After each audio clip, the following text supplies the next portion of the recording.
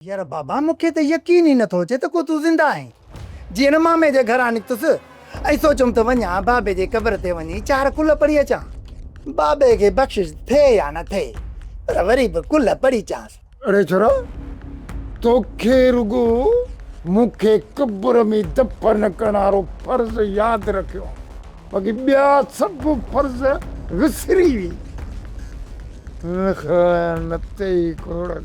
यार बाबा इंसान खता जो घर आहे। ज़िंदगी में अलाए केतिरा फर्ज़ रहिजी विया हूंदा, पर बाबा इहो आख़िरी फर्ज़ मां ज़रूरु पूरो कंदुसि।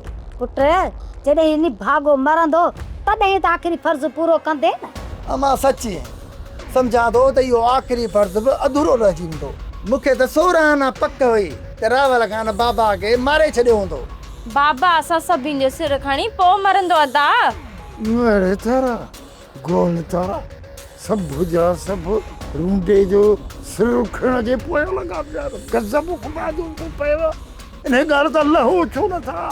अरे शुक्र कयो जो रूंडो अञा ज़िंदा आहे, जो इज़त ई एतिरो मूंसां घर में वेठा आहियो। यार बाबा उहो ॻोठ में कहिड़ो माण्हू आहे जंहिं असांजी बेइज़ती न कई हुजे ऐं तूं त अची त इज़त था वेठा। वाह वाह। बस साड़ी बस जेका मूंखे होश मां न कढियो।